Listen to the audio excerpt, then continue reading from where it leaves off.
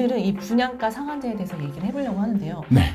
절대적으로 보면 진짜 가격이 낮잖아요, 소장님. 그렇죠. 그래서 이거를 되기만 하면 받는 거 어떤가?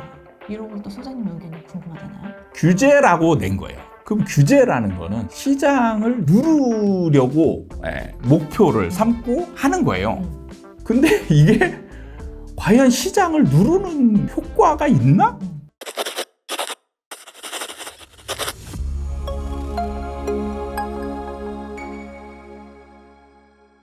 반갑습니다. 아파트 사이클 연구소 소장 이현철입니다. 배짱입니다. 반갑습니다. 네. 소장님, 오늘은요, 요즘 그 부동산 뉴스를 봤을 때 되게 많이 들리는 단어 중에 하나가 로또 분양인 것 같아요. 네.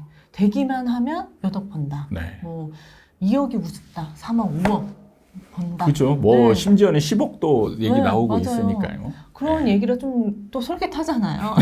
그런 기사를 또 들어가 보면 네. 이런 단지들이 이 분양가 상한제가 적용된 단지더라고요. 그래서 또 되기만 하면 진짜 몇 억을 번다. 이래서 실제로도 일반 아파트보다 이 경쟁률이 총 6배 정도 많다더라. 네. 그래서 총 평균 한 19대 1 정도.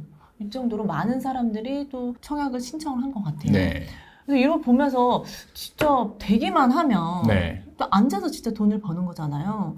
그래서 약간 돈의 냄새를 또 맡고 좀 생각을 해보면 분양가 상한제 된 단지 나도 좀 받을 수 있나? 나도 이렇게 좀 돈을 벌어볼 수 있지 않을까? 이런 생각을 많이 하는 것 같아요. 네. 그래서 오늘은 이 분양가 상한제에 대해서 얘기를 해보려고 하는데요. 네. 절대적으로 보면 진짜 가격이 낮잖아요, 소장님. 그렇죠. 그래서 이거를 되기만 하면 받는 거 어떤가? 이런 것도 소장님 의견이 궁금하잖아요. 얘기를 해보려고 합니다. 일단 분양가 상한제가 적용된 아파트는 이제 일단 그냥 무조건 싸다 이런 이제 생각이 많은데 네. 사실 그렇지 않은 경우들도 있어요.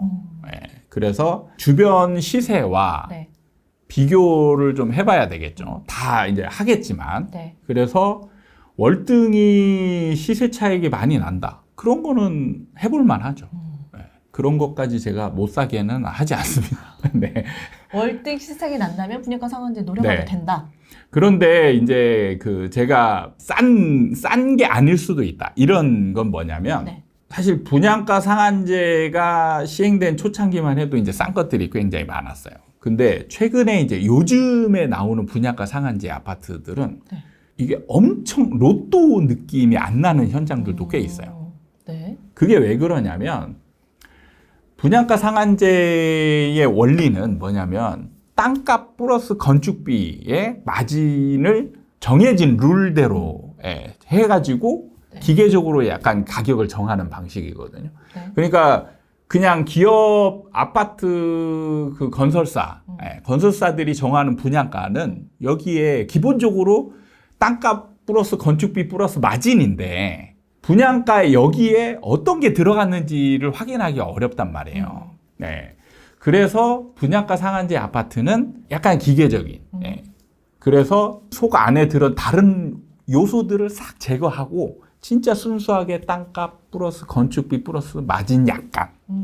그러다 보니까 이제 싼 느낌이 네. 나게 되어 있는데 일단 그 상승기를 한번 거친 시장에서 이제 분양가 상한제가 적용이 되거든요. 네. 네. 그리고 그 이후에 이제 진행이 되다 보면 뭐가 문제냐면 땅값이 막 올라가요. 그러니까 땅값이 올라가는 이 계기 보면 사실 이 땅값은 감정평가를 해서 이제 표준 공시가라고 하죠. 공시가를 정하잖아요. 이 공시가에 의해서 이제 땅값이 정해지는 건데 항상 후행합니다. 아파트 값에? 그렇죠. 아파트 가격이 올라가면 그 다음에 하는 공시가는 다 올라가게 돼 있어요. 후행하는 거죠. 그래서 이게 좀 빠르면 1년, 늦으면 2년, 3년의 후행 효과가 있어요. 그러니까 지금 이제 아파트 가격은 멈춘 느낌인데 땅값이 계속 올라가는 느낌이 나중에 생기는 거예요. 네. 그래서 땅값은 계속 올라갑니다. 그리고 아파트 시장이 호황기를 맞잖아요. 그러면 건설 경기 붐이 일어나요. 그러니까 이때는 아파트뿐만 아니라 이제 아파트의 대용이 되는 오피스텔, 뭐 심지어는 요즘에 이제 지산, 뭐 그다음에 생수 이런 것들이 그 당시에 지금은 이제 별로 안 지어지지만 그 당시 엄청 지었잖아요. 네. 그러면 문제가 뭐냐면 건설 인력들이 한정되어 있어요. 그런데 평소에 일반적인 상황으로 세팅이 되어 있을 거 아니에요. 네. 그런 상황에서 갑자기 건설 경기 붐이 일어나요. 그럼 이 공사 현장이 기하급수적으로 늘어나겠죠. 네. 그러면 어떻게 되겠어요? 수요가 많아지니까 이 자재와 인건비가 상승을 하게 돼 있어요. 그러니까 이게 뭐냐면 건축비가 상승한다는 얘기예요. 그러면 기본적으로 마진은 그냥 동일하다라고 가정하고 땅값과 건축비가 급격하게 상승해 버리면 이게 분양가가 상승하는 거예요. 분양가 상한제가 적용이 되더라도 기본 원가가 상승을 하기 때문에 네. 분양가 상한제 아파트가 분양가가 좀 지나고 나면 그리 싼 느낌을 받지 않은 상황이 또 도래하는 거예요. 이게 과연 로또인가? 네. 이러면서 사람들이 이제 그럼 경쟁률도 그러면 점점 떨어지는. 그렇죠. 이런 것들이 이제 경쟁률도 떨어지고 그러니까 지금 막 로또 아파트다 이렇게 난리 나는 거는 대표적인 게 한 4, 5년 전에 분양가 상한제로 분양을 했는데 청약을 받았어요. 네. 그러면은 여기에 이 청약자들이 로또 청약이니까 어떻게든 분양을 받기 위해서 노력하겠죠. 그래서 뭐냐면 위장 전입. 맞아요. 그 다음에 또 여기서 대표적으로 많이 하는 스펙이라고 하죠. 가점을 늘리기 위해서 하는 방식이 뭐냐면 부양가족 수예요. 부양가족 수를 늘리기 위해서 가장 많이 쓰는 방법이 또 뭐냐면 부모 공양입니다. 네. 부모랑 따로 살고 있는데 주소지를 합치는 경우.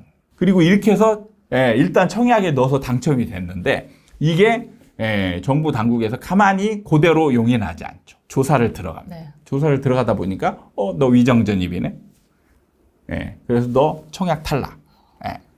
그 이 사람은 이제 미치는 거죠. 그쵸. 왜 여기에 피가 막 뭐 5억, 10억 이렇게 붙어 있는데 이거 탈락되면 무효가 되는 거죠. 그럼 이게 다시 튀어나오는 거예요. 그게 또 줍줍. 그리고 이제 이 줍줍을 이제 4년 전 시세로 그대로 이걸 올릴 수 없거든요. 네.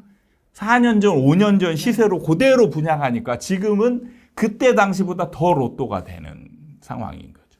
그러니까 진짜 요즘 나오는 것 중에 이게 로또 분양, 또 줍줍, 네. 몇 억 차익 막 이러면서 엄청 얘기가 많은 것 같아요. 그래서 그런지 이 분양가 상한제가 오히려 혜택인 것 같다. 네. 이게 정말 과연 이거를 정의 그 방향대로 가고 있는 게 맞냐? 네. 폐지를 하는 게 맞지 않냐? 이런 의견도 많은 것 같거든요.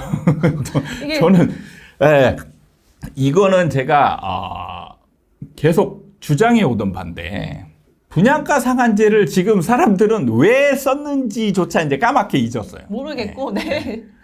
분양가 상한제를 문재인 정부가 이제 냈잖아요. 규제라고 낸 거예요. 그럼 규제라는 거는 네. 시장을 누르려고 목표를 삼고 하는 거예요. 근데 이게 과연 시장을 누르는 효과가 있나? 이걸 의심스러울 정도로 시장의 열기만 불어익히는 역할을 하고 있는 거예요. 네. 그래서 저는 분양가 상한제가 이제 노무현 정부 때와 이 문재인 정부 때가 상황이 달라졌기 때문에 네. 이제는 분양가 상한제가 앞으로는 규제가 될 수 없다. 혜택만 된다. 이거기 때문에 이제 분양가 상한제는 쓰면 안 된다라고 주구장창 얘기를 했었어요. 네. 그러니까 지금 이제 그런 부작용들이 나타나고 있는 거죠. 맞아요. 사실 규제 효과는 이제 거의 1도 없어요. 1도 없습니다. 진짜 소장님 말씀에서 맞아 규제였지 약간 이렇게 생각하셨을 것 같아요. 이게 진짜 받기만 하면 몇 억을 버니까 이건 혜택이 아니냐. 그리고 또 지금 남아있는 게 뭐 강남, 항구, 용산구밖에 없으니까 사람들이 더 안 좋게 보는 거예요. 네. 이건 진짜 돈 있는 사람들을 위한 거 아니냐. 이렇게 하면서 더 폐지를 해야 된다. 이런 얘기들이 많은 것 같거든요. 네. 그래서 진짜 소장님이 이전부터 말씀을 하셨던 게 누르는 효과를 위해서 취지가 그거였는데 좀 거의 그런 걸 못했었죠, 진짜. 그렇기 때문에 지금 폐지가 맞다? 근데 될까요, 근데? 분양가 상한제는 곧 폐지됩니다. 네. 폐지될 게 확실한 게 시장 상황이 어려워지잖아요. 네. 그러면 정부는 분양가 상한제 규제라고 인식을 지금 윤석열 정부도 아마 규제라고 인식하고 있을 거예요. 그러면 시장 상황이 어려워졌으니까 네. 이 규제는 폐지를 하는 게 맞다. 이렇게 이제 아마 하면서 발표를 할 겁니다. 네. 그래서 분양가 상한제는 뭐 시기는 정확히 알 수 없어요. 몇 년 후가 될지는. 네. 근데 그게 그렇게 오래 걸리진 않을 거예요. 아마 4년 정도 안에 그 안에 이제 폐지될 확률이 굉장히 높다. 예. 근데 그렇게 오래지 저는 4년 되게 오래일 거라고 생각했는데. 아, 4년. 그러니까 이 감이 다른 게 저는 사이클을 굉장히 길게 네. 보니까 그 안에 4년은 그렇게 길지 않은 시간인데 네. 다른 이 배짱이님을 네. 비롯한 이 우리 일부 구독자분들은 굉장히 이제 그 짧게 보고 있는 거죠. 네. 그러니까 4년은 엄청 긴 거 아니야? 이렇게 저는 볼 수 올해나 있는 내년 거예요. 초 이 정도 생각했는데. 네. 네. 올해나 내년에도 나올 수 있어요. 올해는 좀 힘들 것 같고 내년쯤에도 나올 수 있는데 네. 그거는 이제 정부 마음이기 때문에 정부가 시장을 네. 어떻게 인식하고 있느냐의 문제거든요. 네. 예. 그러니까 시장이 굉장히 안 좋다라고 인식하고 있을 때 나오는 행위예요. 예. 그럼 만약에 이게 폐지가 된다고 하면 이 시장에 어떤 영향을 미칠 정도의 그런 파급력이 있을까요? 그게 좀 지금 뭐 안 된 데는 뭐 분양가 1억이 넘는다 뭐 이런 얘기도 막 있잖아요. 근데 이게 뭐 그렇게 영향을 안 미칠 것 같긴 한데 네. 그래도 있던 게 없어지는 거니까 갑자기 네. 또 문득 궁금해지는데. 영향이 없습니다. 예. 폐지돼도 영향이 없어요. 음. 실제로 폐지되면 어떻게 될까요? 그냥 한없이 그냥 쭉쭉 한없이 올라가요? 그러니까 일단 오르지 분양가가 않을까요? 한없이는 올라갈 수는 없는 게 항상 시장에서 수요자들이 그걸 받아주느냐 여부가 중요한 거죠. 건설사는 이걸 팔아야 먹고 살잖아요. 예를 들어서 뭐 시골까지 갈 필요도 없이 지방 대도시에서 분양가를 1억에 분양하면 팔릴까요? 안 팔릴까요? 근데 지금 남아있는 데가 소장님 네. 강남 3구 용산구잖아요. 네. 그래도 받아줄 사람들이 있지 않을까. 그러니까 그런데도 예를 들어서 지금 평당 2억에 분양해봐. 네. 팔릴까요? 좀 센데. 그러니까 계속 올라가는 것만 막 이렇게 생각하고 하는데 네. 안 팔리면 망하는 거예요. 안 팔리면. 그러니까 분양가를 그냥 한적없이 올린다 이렇게만 생각할 수 없는 게 시장에서 그걸 사람들이 받아들일 수 있는 시장 가격이라는 게 있거든요. 예. 그래서 그걸 함으로 인해서 분양가를 건설사들은 조금씩 올리려고 이제 시도를 하겠죠. 예. 근데 결과적으로는 뭘로 나타나냐면 미분양으로 나타나게 돼요. 그러니까 분양가 상한제를 폐지하면 오히려 미분양이 늘어요. 그러면 어떻게 되겠죠? 시장에 악영향을 주는 거예요. 시장에 악영향을 줍니다. 네. 그래서 분양가 상한제 하면 이게 규제를 푸는 거잖아요. 그러면 시장을 부양시키는 거죠. 시장 상황을 좋게 만들어야 되는데 일시적으로는 더 악화시키는 거예요. 근데 장기적으로 보면 이제 분양가 상한제를 없애면 또 상황이 좋아집니다. 좋아진다. 네. 어떻게 좋아지는 거예요? 이게 악화되는 거잖아요. 그럼 시장에. 자, 악화시키는 건 일시적이에요. 네. 근데 이거를 이제 악화됐을 때는 이제 분양가 상한제 효과나 뭐 사람들이 이제 언급을 아예 안 하죠. 분양가 상한제 때문에 뭐 이런 얘기 네. 아예 안 합니다. 안 하다가 그럼 조용해지겠죠. 조용해지는 상황에서 이제 나중에 그 미분양들이 하나 둘씩 이제 팔리기 시작해요. 예. 하나 둘씩 팔리기 시작하면 미분양이 줄어들겠죠. 네. 그리고 일반 아파트 가격도 이제 그에 따라서 가격이 서서히 오르기 시작해요. 그럼 이때부터 이제 건설사들이 조금씩 다시 분양가를 올리는 현장들이 나오게 돼요. 근데 이게 팔리는 거죠.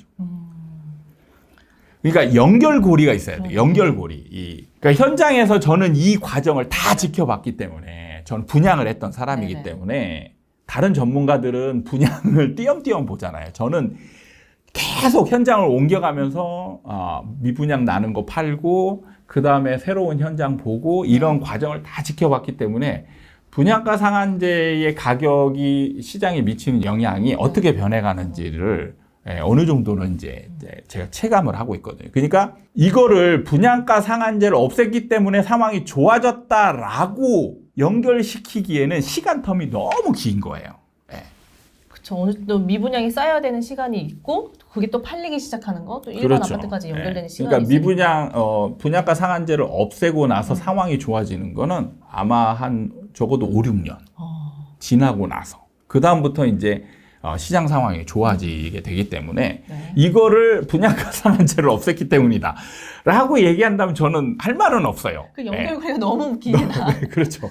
그러니까 억지스러운 느낌이 있는데 그거를 그대로 받아야 된다면 저도 뭐 그거는 할 말이 없습니다. 어쨌든 나비 효과잖아요. 시작된 건 맞으니까. 그러니까 분양가 상한제도 또 그렇게 엮으면 네. 또 맞아요. 분양가 상한제가 생겨서 시장이 안 좋아졌다. 네. 또 이렇게 연결시키는 사람도 있단 말이죠. 이게 텀이 길다 보니까 네. 더 이게 어려운 것 같아요. 진짜 근원적인 원인이 뭘까? 네. 이걸 찾는 게 참 어려운 것 같아요. 오늘 시간은 이 로또 분양, 분양가 상한제에 대해서 좀 이야기를 해봤습니다. 네.